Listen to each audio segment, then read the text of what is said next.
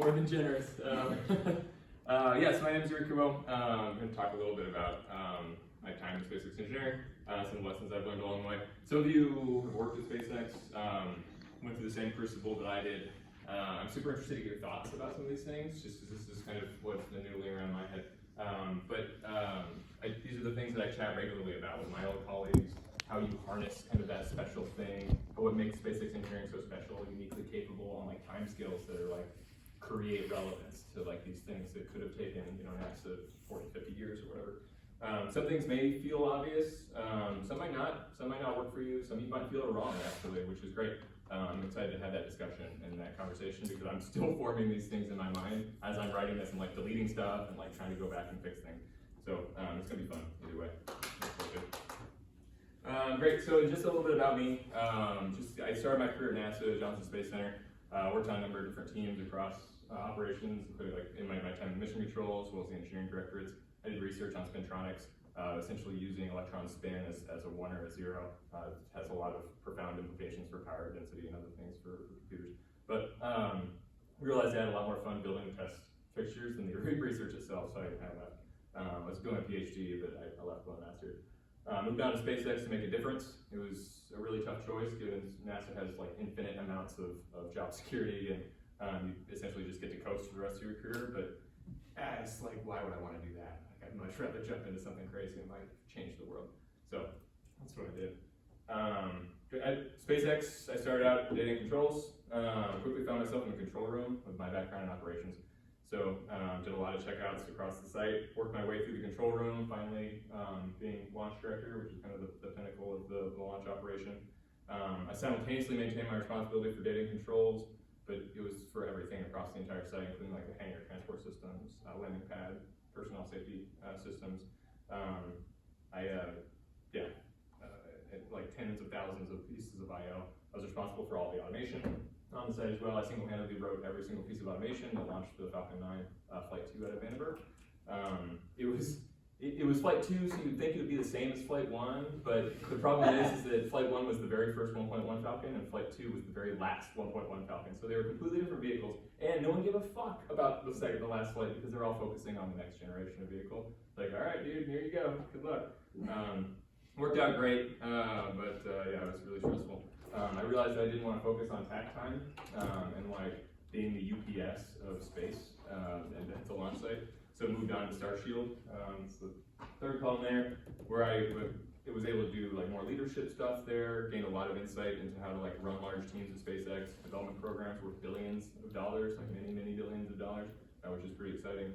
Negotiated contracts, worked with payload subcontractors, was ultimately successful or responsible for the success of like multiple generations of satellites, which is pretty cool. And then after that, I went to ground segment. And ground segment was kind of the first team. Ground segment is, you think of all the antennas that are on the ground talking to stuff in space. That's what ground segment does. That's what we were responsible for, was a worldwide network of communications infrastructure. That was the first time I was at SpaceX where the team was not like SpaceX at all. It was gross. Everything about it was wrong. The previous owner, or the previous leader, George Motter, I don't know if you guys knew the guy, but he was so insular, and he was so kind of he just did not want to deal with any of the other teams. He was not collaborative. He thought that his way of doing things was the right way of doing things. And it was just, it was interesting that no one realized how close that this team became to actually stopping SpaceX from operating. Without ground segment, you can't launch Falcon 9. You can't do it. There was range requirements, there's all sorts of requirements to doing it. And he was essentially building this like tower of cards that was ready to fall down at any time. He ended up leaving, not because we pushed him out, which is probably the worst part about it, but he left to go do something else. I'm not sure if he knew the walls were closing in, but they tapped me to come over and fix this team because they knew it had issues. They didn't realize the amount of issues this team had. So what I'll talk about here is kind of my experience re-SpaceXing kind of a SpaceX team already, and then some of that will be translated to how I've been going about working at H2 as well, which has been a really interesting look into a different industry altogether, and some of the kind of baggage and cultural cruft that they have that we need to kind of like figure out and undo. Within a year, I took ground segment on being on the verge of like breaking Falcon 9 and SpaceX altogether to being a profit center.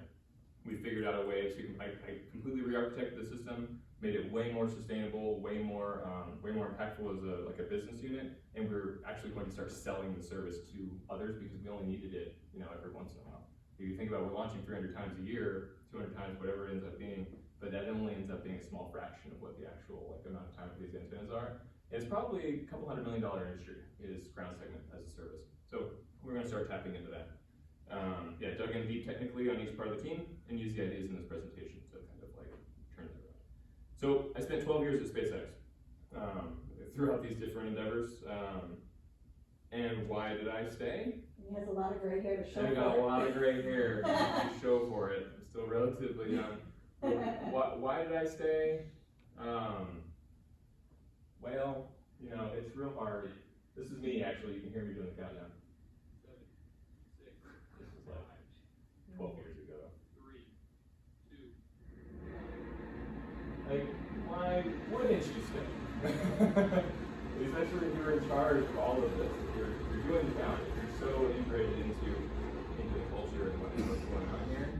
Why would you not stay? But basically, this is why I stay. Besides the rush of launching rockets, which really never gets old, the thing that kept me coming back was this common element to all of the amazing people that I work with, every single one of them. And whenever you ask people at SpaceX, I'm sure you guys are included, why you stay there, every single person there will say the people. It's that desire to do more. It's like this key critical ingredient to an amazing engineering team. That it shows that they want to push the envelope, that they're bought in. They want to work hard on things that people said were impossible, which is kind of like why we're all here. I honestly, truly, wholeheartedly believed when I was at SpaceX that we could do anything. You name anything, and we could do it if it made sense to the business. If there was a business case to do it, we could just do it. If SpaceX decided to do literally anything, I think that they would immediately crush every single other company that was already doing that for tens, hundreds of years, whatever it happens to be, instantly. Through the weight of this engineering machine that is second to none and succeeded where others have tried and failed multiple times. Launch, for instance, communication satellite systems. That has been tried by 3 or 4 different companies. All of them went bankrupt. Some of them were brought back to life by government subsidies or by bailouts or whatever.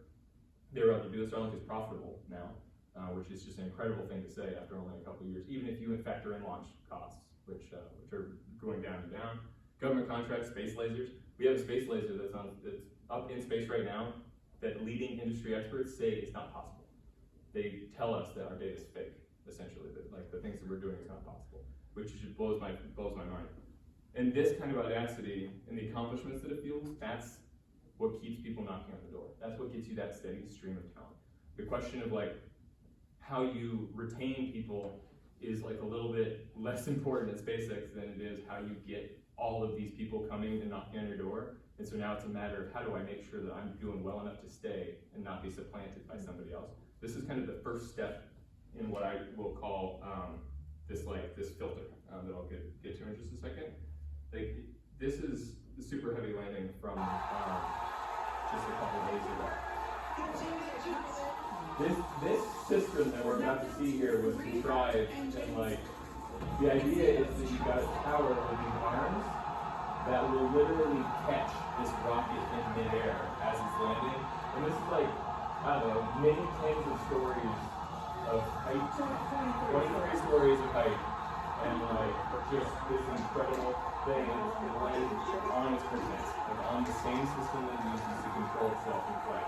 It's this perfect idea that is so hard to execute.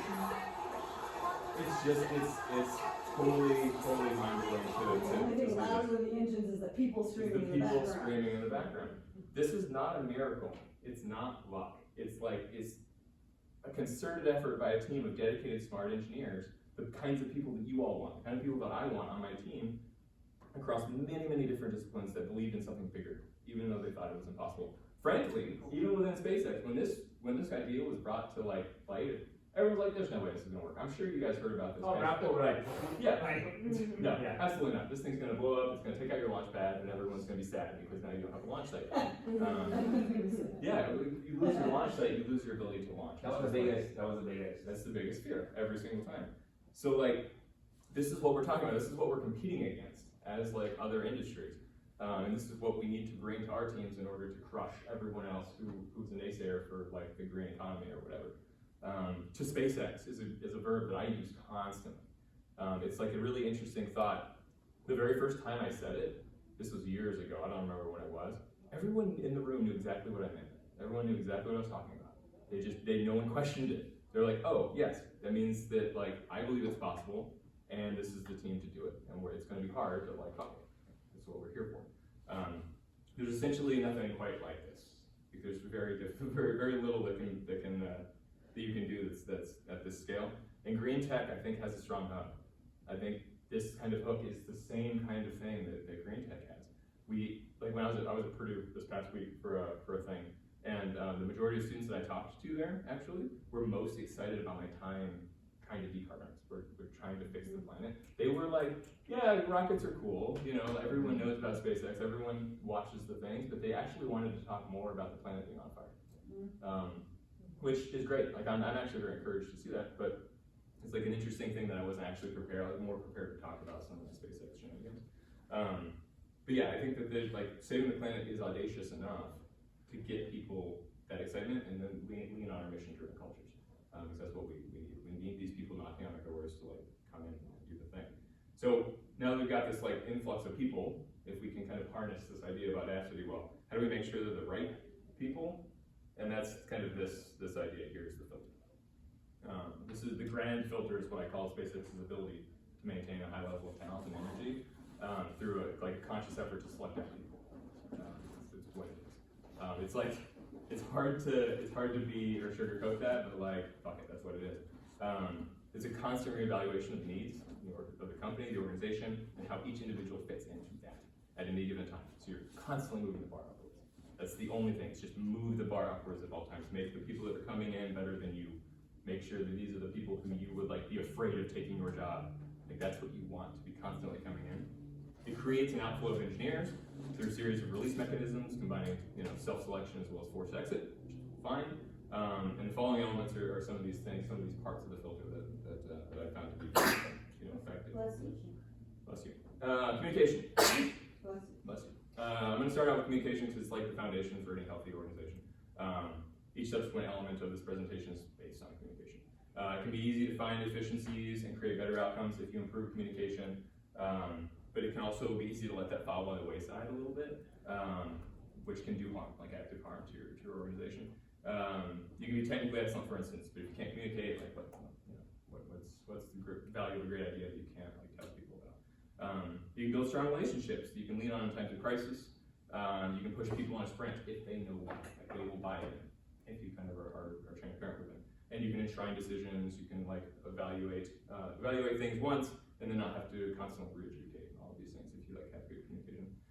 So not surprisingly, this is where I found the most immediate opportunities for improvement, both in that ground segment team, but also like EH2 and where I'm at now. It's like low-hanging fruit for organizational dysfunction is fixing communication. Focus on creating channels of communication across organizations, mandating direct communication with stakeholders. This encourages productive discourse on ownership and like the actual value of the goals that you're working towards. No goals or no things that you're doing should be like hollow or sacred. They should be constantly reevaluated and re-adjudicated. Yuri, can I have you double click into that? So it sounds very obvious to us okay, meetings should be set up, every functional leader, you're rotating, but like tactically, what does it mean to set up an effective communication system for a complex multi-dimensional engineering program? Yeah, it's a couple different things, and I'll kind of touch on a little bit of each one. It's a combination of structure and like forced kind of accountability tools or communication tools. The structure thing is a few different things, like try not to build intermediary teams between your design teams and like their end goals. Like try not to offload your engineers, like the idea of protecting engineers' time or whatever. Like Like, that's a scary thought, actually. Like, mission management, for instance. I'm not sure if you guys worked with them. Their engineers are not solving the problems of customers. They're like interpreting the customer's asks and then regurgitating them to your engineering team. So there's this intermediary that ends up obfuscating what the actual purpose of the thing was. Project management, for instance, is another one. A lot of teams have project management teams that are like dealing with schedules or dealing with costs, budgets, whatever. By taking that away from the engineers, you're limiting their accountability to making sure that they are focusing on costs or focusing on schedule.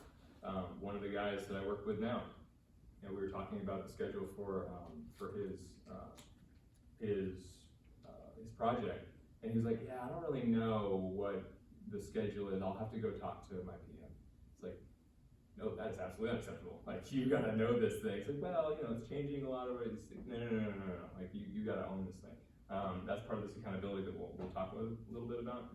But those are the kinds of things that obfuscate communication, even though it may seem counterintuitive. Like, oh, we're actually adding these touch points. These people have like more insight into different things, and you just got to pull that into your engineering team and make sure that they're the ones that are actually ultimately accountable for everything. They're the systems engineers. They're the project manager for the thing. And it's a lot of work. It's a lot of additional stuff to do. But ultimately, it results in a better system-driven solution. And you can understand your dependencies a lot better, and you can understand how things are going to affect other parts of your engineering organization. And if it's already in here, ignore me, but what is like your weekly meeting cadence with your team right now? Yeah, weeklies. So weekly meetings, I do, so when I first started, I was just doing integration and validation. I was kind of the VP of integration and validation. That was kind of my little part of the world. They didn't have any meetings at all. The entire team had no meetings.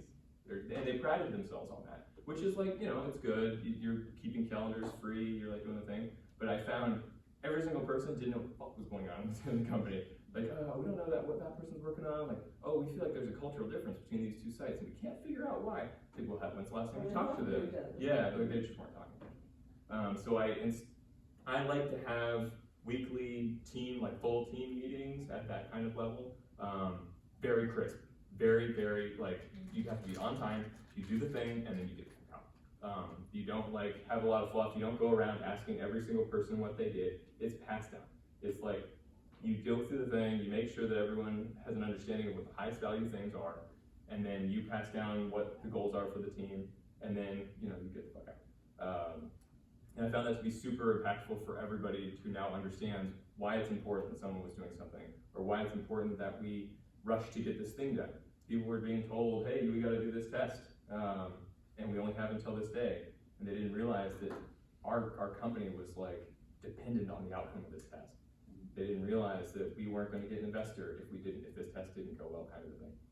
So that's the cadence that I do for those meetings. Weeklies, obviously in the name, I like have people send out a weekly update every week. Don't be jaded by the attitude that like weekly emails or whatever, or weekly kind of statuses are like out of some management textbook, and people don't like, they're not actually important, and they're not actually useful. Heard that one before too. They do serve a purpose. I have a lot of evidence to the contrary of like them, being useful, but they don't work on their own, and you have to follow up, or else they will in fact fail, and it will do like irreparable harm to the organization, because when you try and use them again in the future, they're like, yeah, we did that one time, and like it didn't work out. Nobody really read them or cared. You have to actively read everyone and then comment on them and send a message being like, hey, why the hell did you decide to do this? And then once you create that kind of culture, then other people will start doing the same thing. Other leaders will not comment on mine and be like, why are you working on that? That's the best possible outcome, is someone picking a fight with you based on your weekly. Like, I want that. I enjoy that. Whenever I send a weekly out, I hope and I anticipate a fight with every single one, because I really want that friction in order to hone the organization in a way that gets rid of all that extra crap. If someone says, hey, I don't think you should be working on that, my person's already working on this thing, then I just eliminated a job. Like, and it was just, from this weekly, and there have been a couple times already, H2 and definitely many at SpaceX where like that worked out really well. So weeklies, and then, as you kind of go up, like I don't want a full entire full company update every single week, but that's not super useful. Monthly, quarterly, that kind of thing is fine. I do think that there's value to them. Elon does them whenever he feels like it, most of the time when there's like a riff involved. I mean, Like Santa Claus. like Santa Claus, yeah. Every December. One question for you. Yeah, please.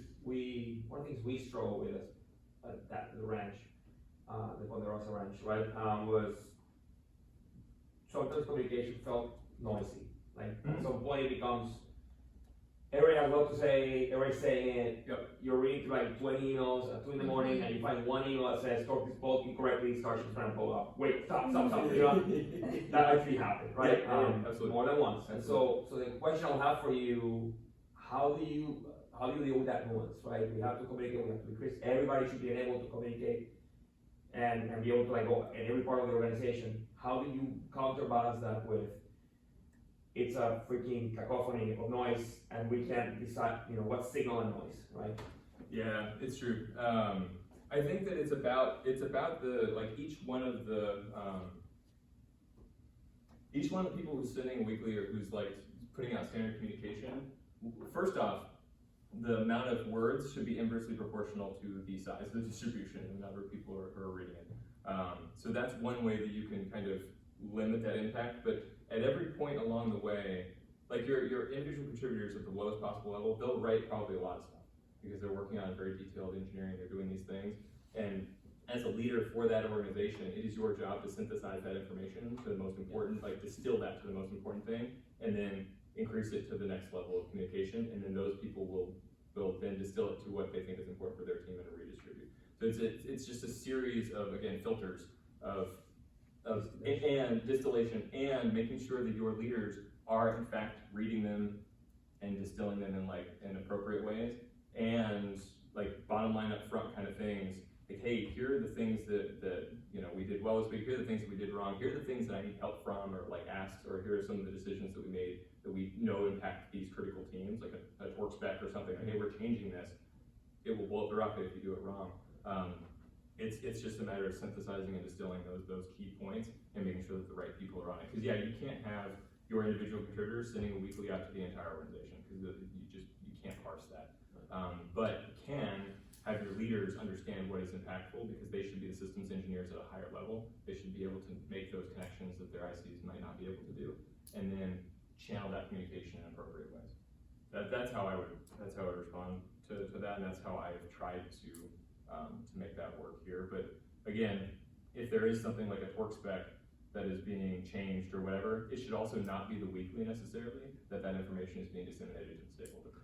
No, and it wasn't. It's more like you have the weeklies and the stuff the leadership does, but then you also have all the ICs, like the organization kind of talking to each other, right? Yeah. And at some point what ended up being is, somebody from Starbase heard that somebody from McGregor talked somewhere, right? Like, it's a very, very, an example that we can look at, right? Yeah. Somebody from Starship, somebody from McGregor talking this way, the person in Hunter who owns the system, who understands the nuance.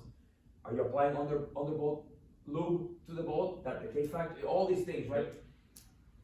Came into the conversation late at night, right? Because they're doing other things, right? So so you have the crispiness and the distillation, I like that, right? Yeah.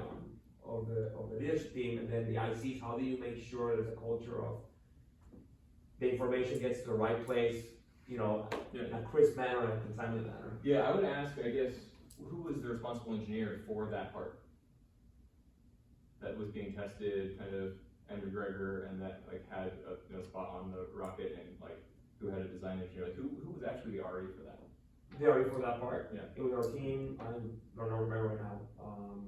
I was not the lead. Yeah, we don't need to necessarily name, but there was an RE associated with that thing, and I would say that it was their responsibility to ensure that those the cross-site collaboration was done appropriately, and that people were actually testing it part correctly. The RE should have been in Texas to train the people and make sure that they're doing the job right. They should have been in Starbase, flying around, of course, and been there with the manufacturing floor, been there on the test site. Yeah, It's tough. we can talk about that later, Yeah, because yeah, it's tough. they did that, but the challenge all the time is to do the communication. It's one of the things that I struggle with a lot of SpaceX, honestly, coming from General Electric, it was like the communication, sometimes people, there was a chief engineer, right? So Yeah. somebody changed something, and we already given documentation to everything, and then they left. And that person changed something, because they're chief engineer, they're empowered, and then it comes, But Andre, can I ask, like, wouldn't a team center, or wouldn't the software should No, the Not software- necessarily, no. Yeah, that's. so, and again, this is an edge case, but the Yeah. point what I'm trying to make here is a lot of times, I felt when we empower everybody to be a chief engineer and it's powerful, it makes things happen, but also it's very difficult. Yeah. You have to be comfortable with things blowing up, Yeah, right? Yeah. Yes, Because there'll be a lot of, yes. there'll be a lot of, those moments where, and so I don't know if you had any experience on how to like make sure, like somebody's trying to change something, how do we make sure culturally things flow to the way they need to flow, and people know where they need to go, right? Yeah, it's the person in Texas who, like the chief engineer, the person who's like making that decision in Texas, it's their responsibility to bring that back, and if they blow up a part, ultimately it's on that person. That's the filter kind of idea. It's That's like- the filter. Yeah, it's like, if they make a choice, they don't communicate that back out, the understanding just needs to be that you fucked up, this is on you, like, you gotta make it right, or like, you know, understand that the things you did here, you did not follow the right path here to make a decision, you did not get the RE, like, who's ultimately responsible for kind of like the whole system working, you didn't feed that information back up. That ownership, as you correctly described, is a double-edged sword, but the people need to be, I was in the control room, as one example, and I made a decision to move forward on an auto sequence, because I was ground, I was the ground controller, it's my call, I did the thing, but it was someone else's auto sequence, it was the hydraulics auto sequence, and I didn't fully appreciate everything about me moving forward with that thing, and we moved forward, and it didn't do any damage, but it put us into a really awkward spot in the automation, and ultimately that fell on me for not reaching out to the hydraulics already. It was sitting in the room, they were on hump, I could've just been like, hey, hydraulics, ground, on whatever, what's the deal? And I was the one that was chastised for that, rightly so, and I never made that decision again. Every single time we move forward on an auto Chastise is sequence, such a nice word. I mean, it's something. I want to think you point something out that was very interesting to me too, it's like, you give people ultimate responsibility for communicating, for doing all these things, if they fail, they're not fired, right? They're not, it's, right, it's a very Not the first black time. or Not the white. first time. Not the first time. Right, Yeah. very black or white, learning experience, let's just say. The second time. Right. Yeah, in fact, you shouldn't fire people for the first event, unless it's like Right. so egregious and they lie about it and like, you know, those kinds of things. You want people to learn and you want those people to stay in your company because they've learned. Yeah, but you need to make an example. Like it is what it is, and you can't be soft about it because otherwise they'll just, it might not stick. So yeah, that's kind of how I would respond to that. Good question. It's a tough one. Yeah, so other notes, like don't use acronyms. You all know, like don't use acronyms for fuck's sake. Like it instantly creates in groups and out groups and limits information transfer. That's all it is. Like I know it's easy shorthand. It's like, oh, this thing, but you have someone new who like feels really bad about asking. So like everyone seems to know what this is. So I'm just gonna like not know what this is for a little while until I finally figure it out. Yeah, just don't do it. But yeah, I would also note that if you're leaders, if someone on your team is actually doing a thing that you're like, oh, this is great, like this is great communication tool, this is like a thing, give clear direction for the entire team to follow suit and do that thing. Like being the change without top-down support is like ultimately frustrating for people who are like going out of their way to do a thing, who are putting in the extra time. People are benefiting from it clearly, but no one else is doing it. Like no one else feels the responsibility or feels the ownership to do it. So like being the change is great. I appreciate that. It shows you that it can be done, and then it's on all of us to like empower that and push that forward in the organization to make sure it's being done. Last thing I'll say about communication is just do one-on-ones. Just do them. Just do them. make them required. It's like so important. Disappointment lies in the space between perception and reality. That's just true. And if you have one-on-ones regularly, you limit the ability for that mismatch or that misalignment. It snaps back regularly. I have another question for you. Please. I'm sorry, it's very interesting to me. No, If I do one-on-ones with my lead team. Yeah. Like once, like every 2 weeks, and Yep. then I do one-on-ones with the whole engineering organization Yeah. once per month. Yeah, that's how I do it. How do you deal, a lot of the ones are like trying to give perspective on things, and this is why we're doing certain things, but also a lot of it is like people things, like, you know, there's emotional things, or there's things that people are going through. How do you, SpaceX, how do you, I'm sure it's the same up there, because it's the same for us. Yeah. How do you as a human deal with that? Because you're getting a lot of input that things are, that might be hard. How do you not get, because it's happened to me, there's days I'm like, I have to talk to all these 3 people and they have very hard problems. Yeah. I don't wanna solve them, I can't solve them, but I need to be there for them. How do you wanna go to work that morning? Yeah, Right? sure. I mean, like any relationship, man, like it's not about solving everybody's problems necessarily. Like if my wife is mad about something, if I try and solve her problem, sometimes that's not the right answer. You're more mad, yeah. Yeah, like it's not always the right thing to do, even though it's kind of my instinct to try and fix. Parents too. Parents Guilty. too, yeah, exactly. But Super like guilty. it is tough to be energized or jazzed about the idea of coming to work and being yelled or like complained to or whatever. But these are important things for these people. The reason why they're bringing it up to you, who's maybe a skip level or maybe 2 skip levels, above, is because they want to feel heard. They want to like feel like their issues matter in some ways. And so like, yeah, I'll look at my calendar and I'll have like a block of one-on-ones, like, oh God, I know this guy's got this problem or this girl's got this problem or whatever, and like, it is what it is. I get excited about listening, making people feel better about kind of their day even, and if they can offload just a little bit, even if I can't necessarily do anything about it, I can try it, like, hopefully that makes them a little bit more effective. Yeah. Or like by venting, they get a little bit off their chest and they're able to kind of like go back to work. Or maybe there is something that I can do slowly in the background, affect cultural change, or like work with my CEO to like fix something bigger about the way we do business.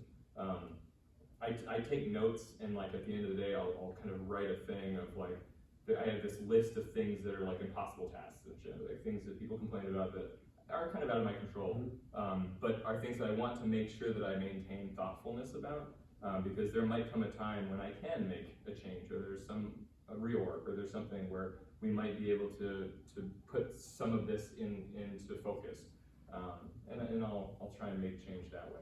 You're not always going to be able to solve everything immediately, but like I do like at least trying to make them feel heard. I know I stopped you on this slide for a long time, but No, you're could just double click on that. You have a list that you make at the end of the day of the impossible blockers. Yeah. And you just look, You need to look around my they're room. there, and you're okay with the fact that they're there. I'm curious, how have you found ways to, you said that it's important to not be soft when someone fails and to make an example, but have you found effective ways to do that? I don't think this is a weak spot for you, Jason, but okay. It's a couple of different. No one wants to fail. Like everyone is, and most of the people when they do something wrong, they kind of know it, and they're like kind of sad about it. But like you just gotta put it into light what exactly they did. Why? Like talk to them about why they chose to do like that course of action. Like, oh well, I thought that I could just make this call. Why would you ever think that you can make that call without like reaching out to somebody? Like what give you the right to own this like challenge or own this solution when there's someone who owns this part, or like I generally don't do this in front of a lot of people, because that can kind of be counterproductive as well. But if you do have a situation where someone makes a decision that's bad, or there's some organizational element here that is important to transfer to the rest of the team, I will sanitize it of names or whatever, and I will bring it up at the weekly for sure. Like at my team leadership week, I'll be like, hey, just so everyone knows, it's fucking unacceptable to make a decision about how like changing torque specs or whatever without getting to the RE. I didn't say anybody's name. That person knows damn well that it's on them. They're not speaking up. Sometimes they will. Sometimes they're like, yep, I did that, and they'll like kind of own up to it in front of everybody. That's cool. I appreciate when people do that. But it's hard to hold people accountable for things that you've never told them to do, or that you've never told them that they're going to be wrong. I try and like at the beginning of every new team that I take on, I try to tell them like, hey, you know, if you make a mistake, let me know and nothing bad will happen to you. But if you make a mistake and you lie about it, I will fire you instantly. And so like then they know this is the expectation. Yeah, exactly. So that way if a situation like that arises, like, look, remember when I told you that like lying about things will get you fired? This is the situation. Or like it will allow people to know, hey, this person's got my back. I'm gonna go tell them that I fucked up, and we're gonna fix this together. So yeah, you just got to find ways to directly engage the person, and then as an org, make sure that everyone understands this happened. Here's how we're fixing it from now on. Here's the explanation. Cool. Let's see. All right. So the next thing, culture. This was equally important. Yeah, people dictate your culture. Leaders aren't the only ones that do it. It's just not the only place to make sure that your people are the right ones. Hiring, be aggressive, and be aggressively selective in your hiring, even if you badly need to fill a spot. Like, even if you really, really need to fill a spot, don't hire the bad person. Like if there's something like, oh, I don't know about this person, take it on the chin. Know that like it's gonna hurt. Add that bandwidth to somebody else who maybe is struggling. I don't know, like find a way to in-source that or something, because if you get a bad hire, you can really affect the team in profound ways. And there are legal implications too, trying to get rid of somebody if like they're really bad, but there's something that that makes it impossible for you to actually exit them quickly. Like, and then that can be a protracted thing that ends up costing you and your company way more. Seen it before, and it's really tough. Question. Yeah. In your largest team, did you interview every single technical person? Yes, yeah, absolutely. Yeah. Yep. And I wasn't on the phone screens, but on sites. Before they were offered. Yeah. Generally, I gave people the same question, just so that I had consistency across it. It was broadly like an electrical engineering kind of focused question, but it was more like, hey, how do you solve problems? How do you think? How would you go about doing this thing that you've never seen before? But yeah, I've interviewed every single one. And anything you learned in that process that you thought you had a killer question and answer, and then you look back and you saw that maybe there should have been a red flag? Like, I'm curious for any of those kind of. Yeah, in fact, you'd be surprised by you ask a question and you're like, oh, this is like embarrassingly easy. Like, I'm gonna insult this person for asking this question. They've got 30 years of experience. Like, they should be able to do this thing really easy, and they just fail flat out on this like super easy question. That's probably what I've learned more often, is that like some of these really basic first principles questions are way more of a good filter than really esoteric or like really specific examples of a thing. And like I'll ask a question, I'll ask this question over and over, people will fail at it, like, oh, maybe this is actually too hard somehow. And then someone will crush it. Like, oh yeah, no, this isn't too hard. Like this is what it should be. But yeah, I've definitely altered it and changed it over time, and I'll change it based on what their background happens to be. But interviews are fascinating. It's two people lying to each other for like however many hours. Hopefully not. But that's the idea. Yes. So you try and suss that out a little Yes. bit. But I can lie to anybody for like an hour. Like it's about trying to figure out how to make sure that they're not, and they're like being genuine. Hiring is so fascinating. I love everything about it. Cool. And yeah, do not hit the easy button on traditional solutions to a problem with people that are looking that aren't looking to disrupt. For instance, you get an expert who's made a career in doing a thing, might not be the right hire for like your problem, even if it's like exactly that thing, because they're going to admire this problem. They're going to be like, oh yes, I've seen this before, I know exactly how to fix it. I'm going to build this like ecosystem around like fixing this thing. They're not going to try and remove it. They're not going to try and get rid of it. So where possible, don't hire a person to do a specific thing. Hire a person to get rid of that thing and find a way to work around it. Remove the need for that thing. Will you give me a specific tactical example of this? Yes, engineers rather than operators, for instance. You have an operator, their job is to operate. Now you have a perverse incentive structure. Like, I'm going to continue to operate. I don't want to automate my job because I operate. That is what I do. I'm very good at it. I click these buttons, I do the thing. engineers are like, man, clicking these buttons sucks. Like, we should not do this anymore. And so they'll get rid of that job function altogether. Like they want to solve problems and they want to go, do something else. Yeah, I think that's probably the best example I've got kind of right off the bat. I think that ties into something that I'm gonna interrupt you one more time Please, for. yeah. Elon's video of like, remove, no part, the best part is no parts. I have that, You yeah, I have the okay, other, I'll yeah. stop. Okay, yeah, I'll come to that kind of at the end, but yeah, it's good question.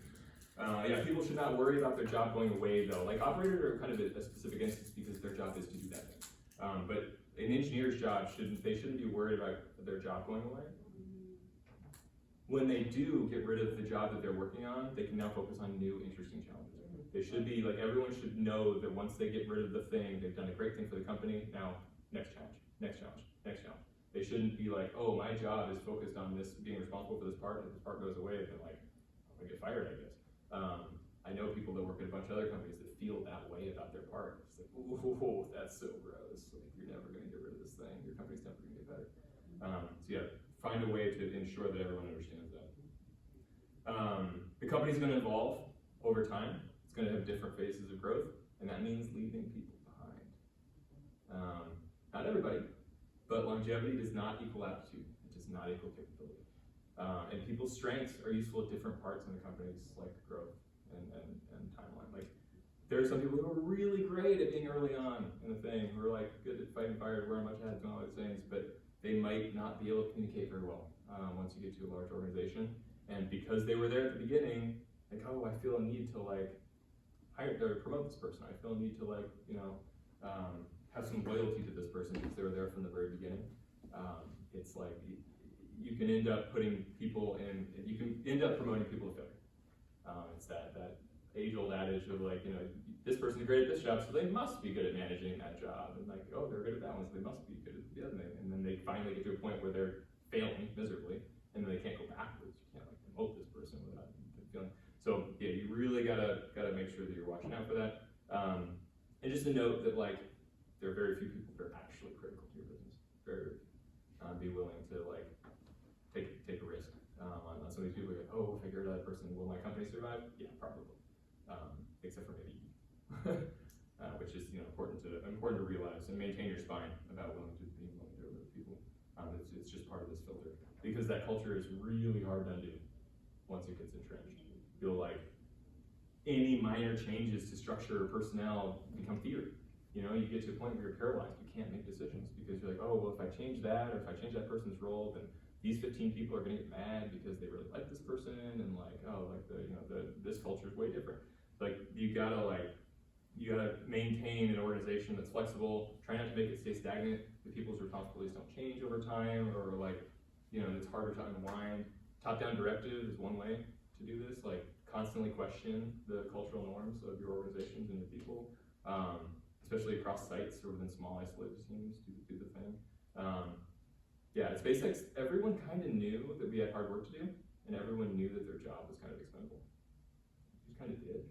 And there's a beauty in that, in a way. It means that no one pushed back on the small shit. Like you have a thing to do, and you're like, okay, yeah, I'm gonna go do that thing.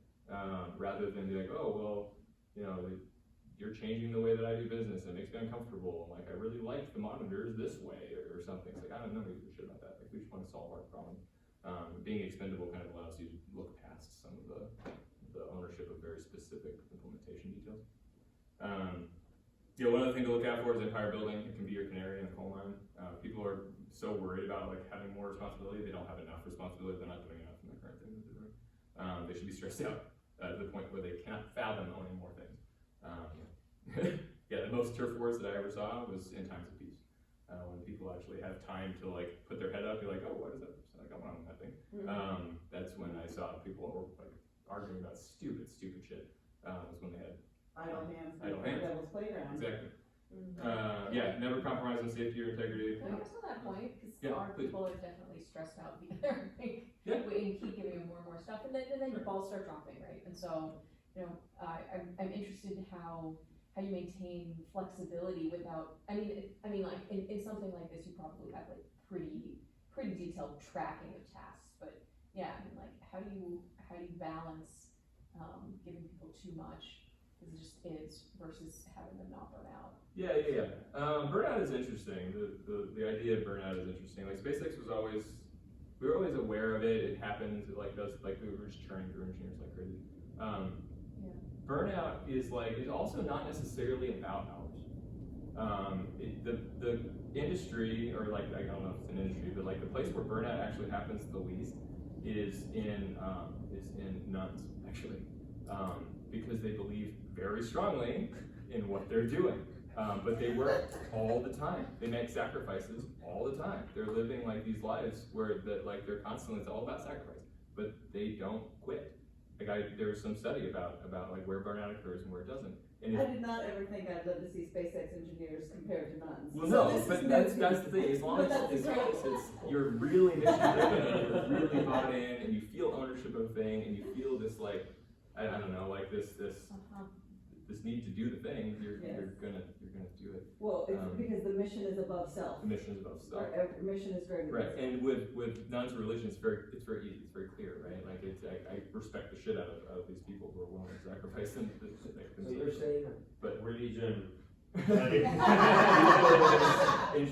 no, I'm just merely saying that like I've seen people like myself. I worked probably 70 to 80 hours a week every single week for the past 12 years.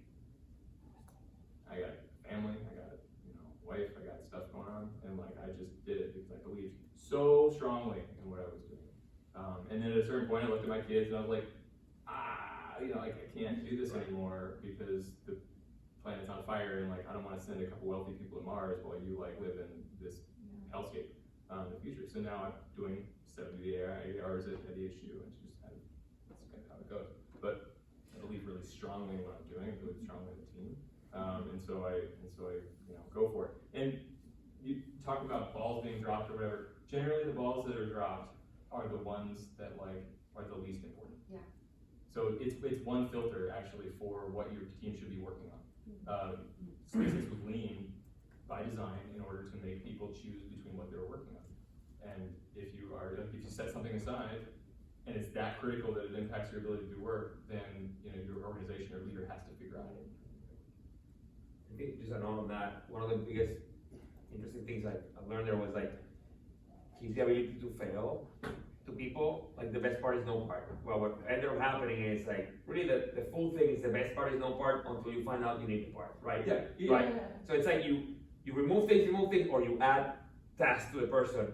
When the rocket blows up and you find out, oh, I removed this part, I lived through that. We shouldn't have done that. Okay, cool, great. It's working, put it back in. Same thing with the balls, right? If the person, you give them too many balls and they start dropping balls, you now realize, okay, that's the line. I think, and you work through it. I think a lot of times in bigger organizations, we get taken care of too much or coddled too much, which is like, oh, like we need to make sure this person that never burns out or never, and SpaceX let us do what we needed to do, let's just say.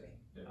But a good leader, I think, would find out, okay, the balls are falling. They're not the most important balls, but let's make sure it's not a sign of something bigger. And so how do we start giving those balls to somebody else? Yeah, if you don't, exactly right. If you don't delete enough parts that you have to add 10% back in, you're not deleting them because you're not actually cutting all the fat. Okay, so I'll start flying. I know You're good. Launch that for this, you're good. Okay, accountability. This is how you harness the population and culture that you have created, that we spent so much time and fired so many people to create. This is now how you kind of deal with that. The responsible engineering model, I think, is key. I don't think it's actually terribly well understood outside of SpaceX, or executed outside of SpaceX. I think people misunderstand the idea there. The alternative is that many teams will rely on subject matter experts a lot and to do a thing, but I think that actually results in bigger teams, and it results in diffuse ownership and efficiencies from like missing system level connections by having a specific subject matter expert that's like on one thing. The responsible engineer is like fully responsible for the business outcome of whatever it is that they own. They don't necessarily need to do all the work. That's I think where the misconception is. They don't necessarily do it all, but they are responsible for the successful outcome of that thing, and they follow up with their support teams to make sure that it gets done. For instance, like a thermal team, like if they have some thermal analysis that needs to get done, They can't just be like, oh, that's on them, they said they'd get it to me in a couple days, I don't know, I'm not sure where it is. That's absolutely not the way to go. You ask the RE, hey, what's the input? And they're like, okay, this person is my thermal model person, they've got these things to do, I understand each one of these things, here are the inputs that they need, here are the ones that I've given them, here's the dates that they're gonna give them to me. Like, that's what an RE is. They're not doing the analysis, but they are responsible for every single thing about that thing. And that's what actually matters. That way you don't have leaders that are like, okay, yeah, so you mentioned that you have like something deliverables from this thermal team, so I'm gonna go talk to the thermal team's leader and go figure out like what they're doing and how this fits in. Like, everyone needs to be accountable for all of the things that touch their part. And then if they're having issues getting resources or whatever, then they'll feed it up. But if they don't know what the hell's happening on that side, they'll never be able to like ask for help or make sure to escalate appropriately. Your teams need to be consistent here, and everyone needs to be held to the same standard. This includes shipping and receiving. Like, so many times in SpaceX, you've got these responsible engineers that are just doing everything that they can to like get this part onto the rocket and get into space, and then they don't get a package from Amazon.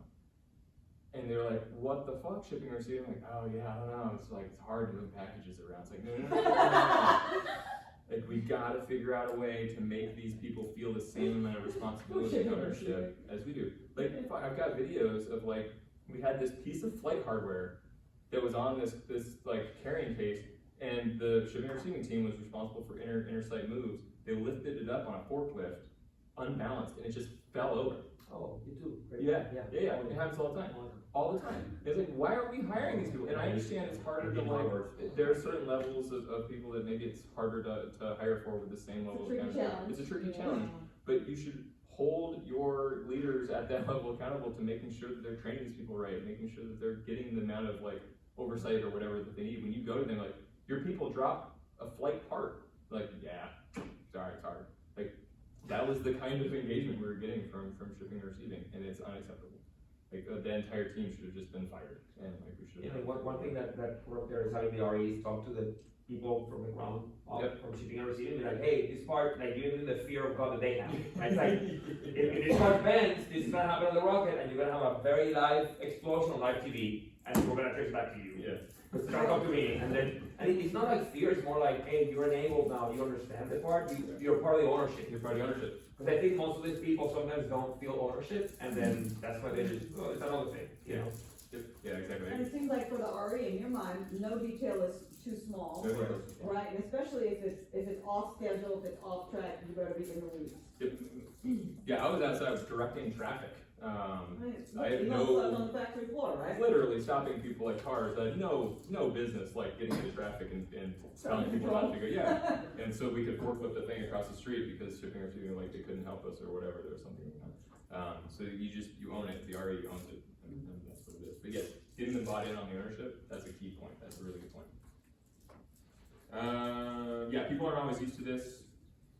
They'll have to leave their comfort zone, which is okay. You'll break reliance on typical organizational structures, like, oh yeah, supply chain does that thing. Like, no. You own it. You go figure out what supply chain is doing and make it work. And the last thing I'll say about that is, like, you would be surprised at the outcome of hiring really early career people and giving them like insane amounts of responsibility, kind of almost irresponsible levels of responsibility for things. It almost always works out, which is like really insane to think about and hear, but like, man, you get these people that are brand new out of school and they're given this plate full of challenge, and they're gonna own it. They don't have lives outside of this. Like, they want to like go fully in. Like, this is part of the filter. It's like, can you own all of these things? Can you do this? Create some guardrails, put some stuff up in place so that the blast radius, for lack of a better word, is smaller. But like, you would be so surprised by how much an engineer one can get done if they feel like they own a thing. Like, it's incredible to watch. It's actually really satisfying to watch. It's one of my favorite things. Yeah, but you can't accept subpar performance that disincentivizes your highest performers and fucks up your filter. Ensure that your managers are actively performance managing out or performance manage your managers. That's just the reality of it. Don't let the possibility of not backfilling someone allow a team to like have a shit person doing a job because it's better than no person doing a job. And yeah, don't coddle engineers by limiting their responsibilities to what they're good at. This does them a disservice. by not allowing them to stretch, misses an opportunity for them and the organization. So what metric do you use for accountability? I found dates to be a pretty good North Star. Like, it's hard to like tell someone you need to, release 15 parts next year or whatever, like, whatever it is. Dates though are like a really reasonable kind of concrete thing to use as your North Star. It can be hard to measure work output, but once a team commits to a date, make sure that they don't change it. Do not allow dates to change without a clear understanding of why. All of the ways that they tried to like hold that date, all the creative solutions that they have, why do they even need to do this thing, like what's the point of all of what they're doing, question their requirements. It's the basis for conversations about requirements, resources, creative solutions, everything. Like that's why we push to do these things. One question there. Yeah. So like, the phrase green lights from Malibu. Green lights go, yeah. Setting timelines, especially early days for a company with green lights from Malibu, seems to work generally well, except for the fact that you inevitably hit all the lights. Yeah. So then coming back to those dates, it's like, how much do you chastise for like missing dates versus like try to be like a little bit like, hey, we're a little too small for this to be uncomfortable. Yeah. Green lights from Malibu, What is that? Green lights? Yeah, sorry. Yeah. So if you guys don't live in LA, it's like a SpaceX phrase because theoretically, if you're in Hawthorne, where SpaceX is, you could get to Malibu in like 20 minutes if you hit all the green lights and no traffic. In a perfect scenario. Which is, like, for example, when we started our company, my co-founder wasn't familiar with this, and he was like, oh, when we make a schedule, like, we need to bake in a few days, because, like, some margin. And I was like, no, like, that is not how we should do things. Like, that is not how we've ever done things, because you need to plan as if everything goes right, otherwise you're just wasting your own time. It's a little counterintuitive and Yeah. scary, Yeah. right? But then what happens, I think, to that is like you people kind of get inspired. You can't be like super unrealistic because people get demoralized. But if you're realistic enough, Right. right, and it's like, okay, really, green lights to Malibu could happen, Yeah. right? Could happen. Basically, you have to self-delude yourself. Right. Yeah. I And mean, then- that's the Jedi mind trick. But then what happens is people like work very hard at trying to, by themselves, trying to get there, and to make that a possibility, right? But then you can also like, I think, and I agree with this question. Then if we find some red lights, yada yada yada, right? There's like a car on fire because somebody crashed or LA. LA, right? LA. Like how do you know to give kudos? You were late, but awesome. Mm. Or what the F, you were late. I think it's saying like, Yeah. It's a tough. You kind of said it there. It's like you can't be too aggressive because then it doesn't matter. Like once the dates don't matter, then you've done it wrong. That's the real threading the needle part. Is like you can't bake in a week of contingency time just because things might happen. But you also can't say if you Google Maps to Malibu at midnight and it's like 20 minutes or whatever, and you say do it in 10. Like that's not going to do anybody any service, and it's not going to actually allow your other teams who are dependent on those dates to now actually plan correctly. Yeah, and then you end up making really bad tactical decisions where like you've got a part sitting on a shelf, you spend money to expedite in order to like meet these times, and then they just sit on shelves for weeks because like you were actually bad about. And can I have you and maybe the other SpaceXers actually jump in on, I think that there's this poetry with which, and it comes from Elon, how it looked like he made up an impossible task, like this should cost this much. Sure. But in fact, he had actually done real mental math, right? Which is, here's the raw material cost if I buy it from the best market in the world and get the lowest shipping, and then here's how many labor hours should actually go in. So to his point, like, it's not a actual pulled out of the thin air impossible number. There is an algorithm of green lights to Malibu that makes the impossible. There is one scenario under which impossible is possible. And we all understand all of the boundary conditions for that one scenario. So I think there's like this, because I see founders trying to emulate Elon and actually say things that are impossible or drive to dates that are and then it doesn't work, and then it's like, what the fuck, how come it works for that guy? And it's because he didn't actually make it up from nothing. Right. There is a foundational algorithm somewhere that in the perfect scenario works, but that's very hard to do. So how are you doing that like now at Electric Hydrogen in a new domain? Yeah, it is tough because the numbers that people give you are based off of like EPC, like these engineering, Mhm. yeah, oh yeah, right, it's just like, oh yeah, it'll take you 14 years and $100 million, like, well, that's clearly not, like, that's not gonna work, this company's gonna fail for it. So like, you of course, lean on whatever experience you have leaders who are bought into this culture, who are bought into this understanding, who like have experience and are willing to try and disrupt the market, who are willing to try and lean in. If you can find people who share your vision and can like lead in that way, maybe you don't understand what it takes to build a fluid system, like, you know, with these pumps and like all these different parts and, you know, this kind of thing. Maybe you don't understand that really well, but you can find someone who does. And you can lean on them as one of your leaders to like run a team based on these like actual first principle ideas for what it should take given, you know, green lights or whatever. And then you can actually start to inject meaningful dates or meaningful like energy into And I think the nuance that you said there is really important. You can hire somebody who's a subject matter expert or has more expertise in a domain than you do, but you can't let them lead the dance. Correct. Right? Yes. You, even though you're not the expert, have to have the confidence in your first principles ability to make up the algorithm and say, no, I need you to do it not in 14 years, I need you to do it in 2 years or less. Yeah. And tell me how you get there. And like that, I think is really tricky actually in execution. Yeah. Where do you listen to your expert and where do you shut your expert down and say, no, you follow me? And I think that's very hard in practice. In practice, it's very hard, and like, you know, what are your motivations to making them to do that? Like, they're bought in the sense that they've got stock, like they want this thing to succeed in the same way that you do, and you can definitely hire experts that have been doing it for 30 years, but don't, like, have been doing it wrong for 30 years. You really got to find the right people, and it's hard that share your vision and share your desire to move very, very quickly at all costs. Now, how much do you think like treating SMEs as like information gathering versus like decision makers, or? I don't like using SMEs as decision makers. Yeah, this is just information gathering. Information How gathering. you- But even that, you guys take that with a grain of salt. So if I get information guy from a subject matter expert who's one of our EPC firm, whatever, or I hire a consultant to like find me a thing, they're gonna do it in a dumb way probably, or they're gonna do it in a way that they're not questioning the requirements. They're not gonna do it in a way that forces this algorithm to kind of to work. So you gotta really find good people that you trust that have done it before, that understand the culture, that understand the drive. If you hire a subject matter expert as like a consultant or whatever, they don't have the same intrinsic motivation that you do of like making your company succeed.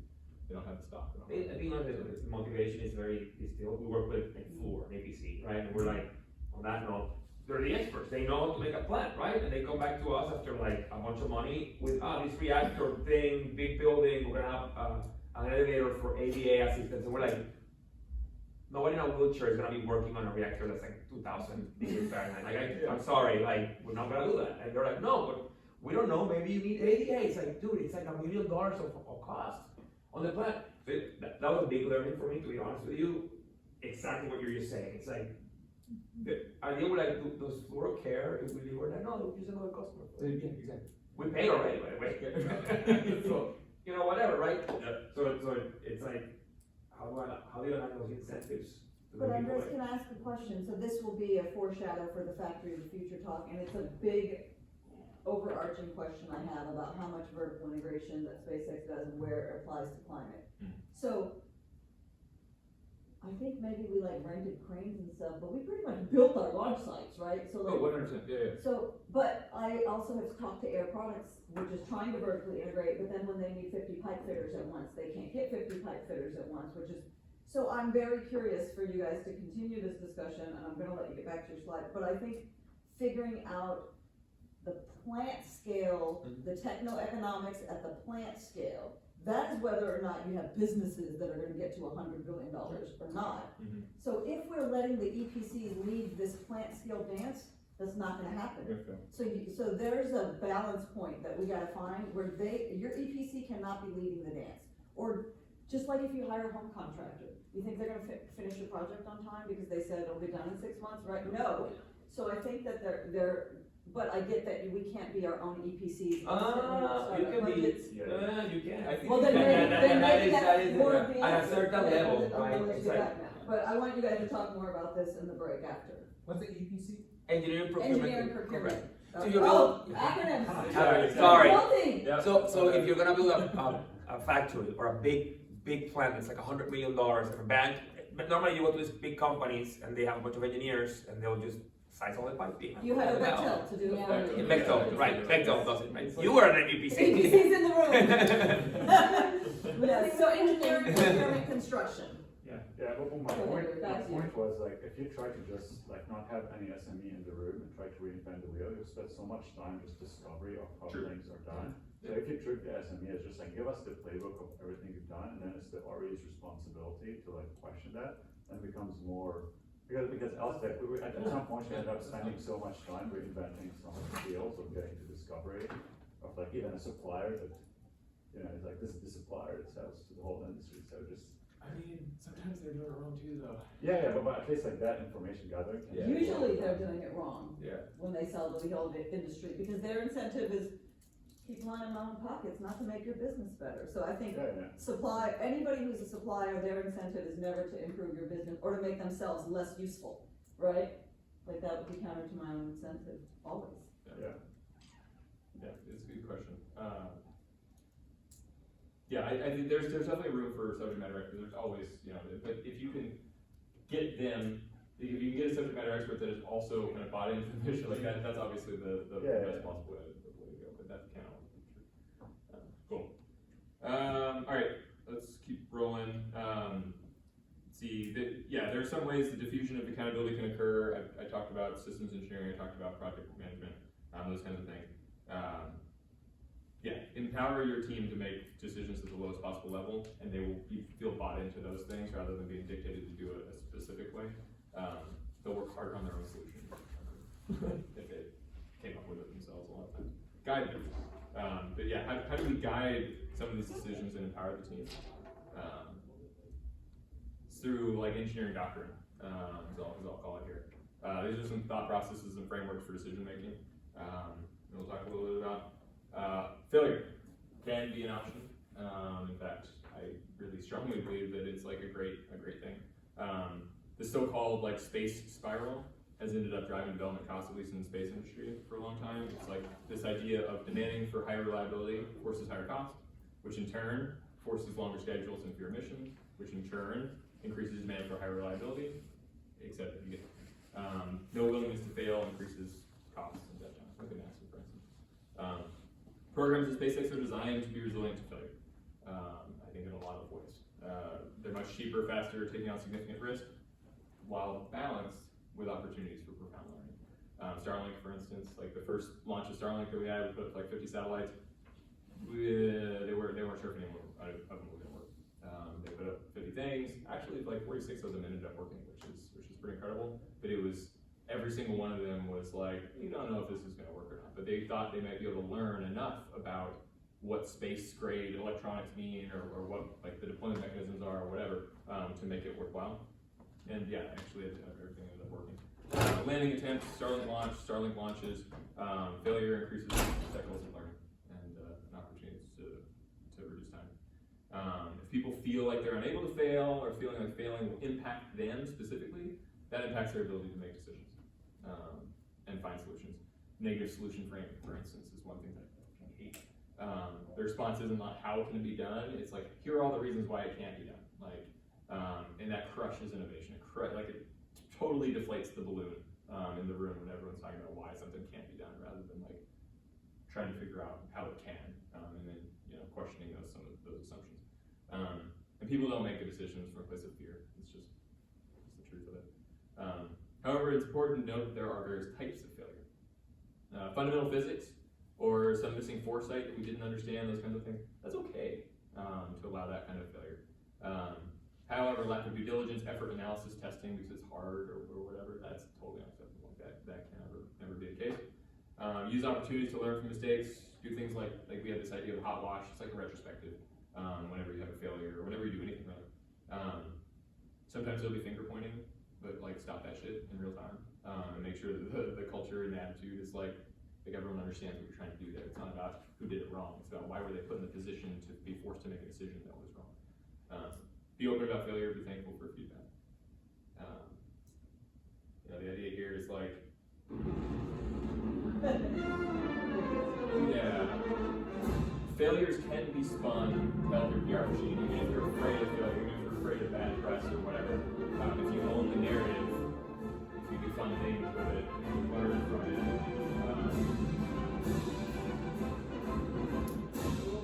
Then like, yeah, then it's okay. Sorry to be the rest of this one. Test like you fly. One of my good friends had the following mantra: if it has to work the first time, it can't be the first time. I feel really strongly about that. Yeah, testing like you fly means going out of your way to make things the exact same. System level interactions are very, very difficult to quantify if you test in isolation or make exceptions. So you end up doing like double the analysis on like these weird exceptions or whatever. Increase costs, increase time. For example, load tests with the actual firmware build, and then like do your testing rather than having test builds, because the actual heat dissipated and the power generated is like different. That's one example.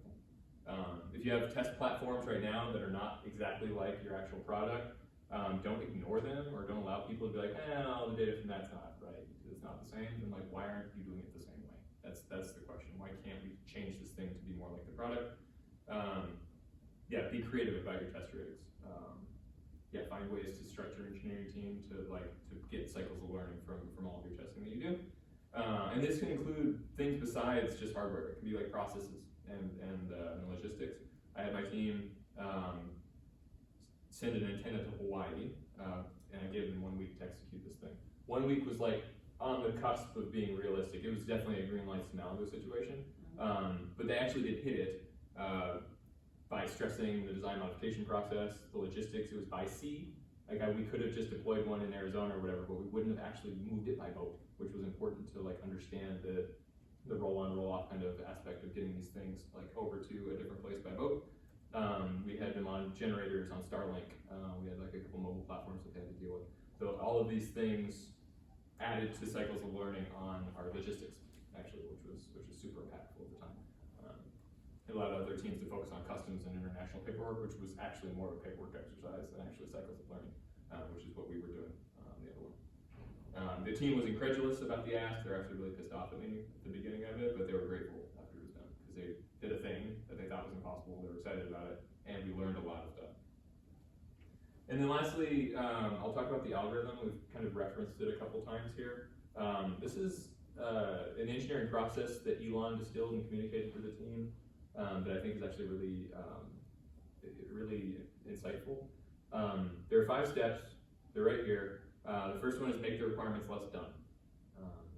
That's obviously the first thing that you should do. Followed by delete the part processor step. Followed by optimize, make the part processor step better. Accelerate, kind of throw people, hours, shifts, whatever the problem, and then finally automate. Please note that the order of operations here actually does matter. For instance, you should not optimize a part that shouldn't exist or automate a process that is not optimized. Each one of these things needs to be fully run through before you get to the next one. Every single part has profound impacts on your organization's efficiency. You've got a part number to maintain. You've got RE bandwidth. It's like dealing with this part that maybe shouldn't exist. Your interfaces, power, mechanical, thermal communications, for instance. Tests that need to be run on it, issue tickets that are generated from these tests. Supply chain and associated risks. Like, what if you can't get this thing right before launch? Then you have to force all of your analysis teams to redo their analysis for a thing that shouldn't have existed in the first place. Inventory, storage, integration, procedure, software, firmware. All of these things for a part that shouldn't have existed. So every single part matters. I have many examples of running the algorithm in SpaceX. It was the thing just beat into you every single day. I removed an antenna from a system that didn't need it by just digging on the requirements, by asking why we needed this thing. It turns out the biggest hurdle for this thing was that it took someone's job away that they were excited about. That's why my sub leader was allowing this thing to move forward. It's like, well, if we don't do this thing, he's really excited about redesigning this antenna and putting it on there. It's like, I don't give a fuck about what he's excited about doing. And actually, what ended up happening is we took the job away from him, And we realized that there was a whole nother work stream that we needed for an RF design engineer to be working on that was way more impactful for the business. And he spearheaded this new system that we were putting on orbit. And like, he was the leader of this entire development effort that he wouldn't have gotten a chance to do if we worked on this urgent thing that shouldn't exist rather than the important thing that like is actually impactful. Yeah, that's just one such example. But I do think this series of steps is a great framework. Like, I really, really do. Trying to use it at EH2 as well, use it kind of everywhere. We reference this thing constantly. Can't speak enough good things about it. And then lastly, translation. We've talked a lot about how we translate it. We've talked a lot about how we kind of use it in other industries. Just like I left SpaceX 6 months ago to join electric hydrogen, where I'm currently the senior vice president of engineering. It's been a really interesting ride to make the jump. I'll be upfront with you. I cried when I left SpaceX. I've been there for 12 years, and it was so part of my very being. Everything about me was SpaceX to the core. It was part of my identity, which is like really scary to walk away from. People ask you like, where do you work? And like, oh yeah, I got an answer for you. Like, no, this is like part of the excitement of my personality. I don't know. It was just part of me. But I do think that everyone should be forced to leave SpaceX after so long, actually. Because it made me appreciate and understand the company and like the processes so much more. Like Warp Drive, for instance. Holy crap, that thing is awesome.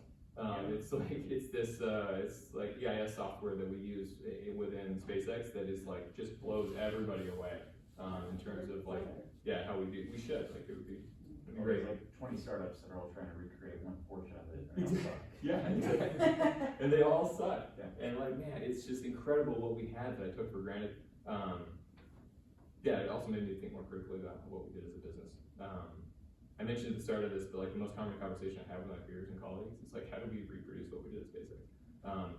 It's not an EH2 like an electric hydrogen thing. Like it's not just that. It's everyone and everywhere. It's an industry thing.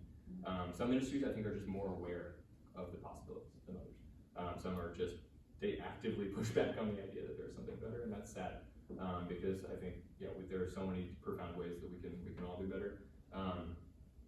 The scoreboard would suggest that we can do better. If you just look at what SpaceX was able to accomplish, it was a joke when it started, right? Like I was working at NASA when SpaceX started as a company. Everyone was like, these freaking idiots, like they don't know what they're doing. We were ubiquitously panned as like destined for failure, led by a bunch of people who didn't know what they were doing, which is actually true. I had to spin phones during those periods. Those people were hanging up on us, yes. But man, look at what we were able to accomplish by like harnessing some of these things and really pushing the envelope. I think it can be done. Like I think we can actually spin the SpaceX culture out and have it be more people friendly and a little bit more sustainable. Like I think that can actually be done. Yeah. Right. It's tough. It's really tough, and there's a delicate balance. And sustainability does not equal complacency. Right. There's definitely like the idea that sustainability means like less hours or less thinking about the thing, but there's an emotional support that you can add and like an element to it that actually will be a meaningful change to people's overall wellness and ability to buy into the mission and not burn out, even if they're working. I think even acknowledging how hard I think at SpaceX we had trouble even saying like it's just 6 more months. It's just 6 more months. Well, yeah, So there was a tough never one. a true like, okay, that was really we would take like a day, but it was not like a real decompression, right? So I think that for me, the intensity of it actually is part of the positives. Yeah. But there was that edge. So if we could figure out how to drive to that intensity, but not go over the edge. I don't know that it can be done, by the way. But this is the grand experiment. This is that the we grand were all experiment. running. Yeah, exactly. This is what Rafi told the CEO of Electric. He was like, people will either really hate you or really like you. He's like, frankly, I don't give a shit. Which We'll one it figure is. it out. We're gonna figure it out together. But that's my charge. Essentially, is trying to bring this to EH2. So I do think about this quite a bit. But I mean, some of this stuff is hard. Yeah, it's that balance. It's really difficult. Ultimately, I do think it takes a dedicated team, this audacity, kind of this built into your DNA, strong filter that we talked about, these guiding principles, this kind of for engineering, and hopefully this discussion helps in some way, and makes your effort more successful. Because, like, frankly and selfishly, my children are really depending on it. Yes. So. appreciate all of your efforts. For me, your hardest, like, what was sort of your hardest difficulty in translating, like, the first 6 months? What is the For you, like, yeah, came in, contemplating what we're gonna do here, and you hit some walls, and Yeah.